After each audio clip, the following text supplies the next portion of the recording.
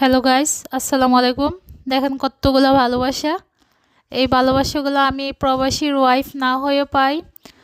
আমার হাজব্যান্ড কিন্তু বাংলাদেশেই থাকে, সে দেশেই বিজনেস করে।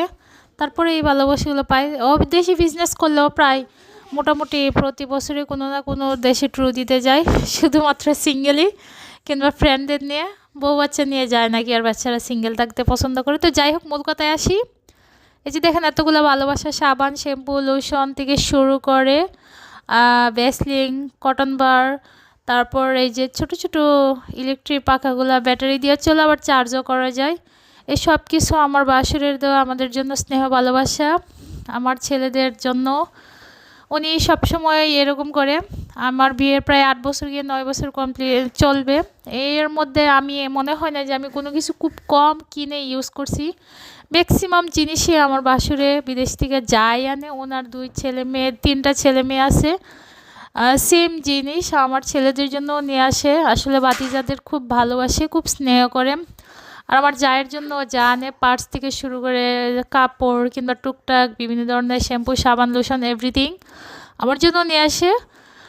আম, এই যে দেখেন কত সুন্দর ভালো শ্যাম্পু। তারপরে এত ভালো ভালো শ্যাম্পু হলে কী হবে, আমার চুল পড়া কিন্তু ঠিকই আছে।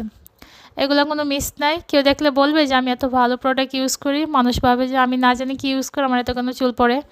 আর এগুলো সব আমার শাশুড়ির দায়িত্বে থাকে, উনি আমাদের এগুলো বুঝিয়ে দেয়।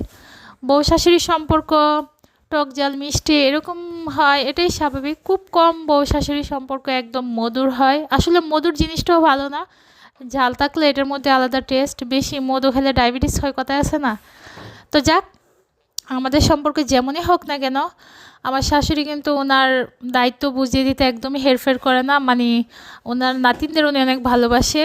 আমার বাসুর যা যা দিব সব সুন্দর করে আমাদের বুঝিয়ে দেয়। আমরা জয়েন্ট ফ্যামিলিতে থাকি যেহেতু।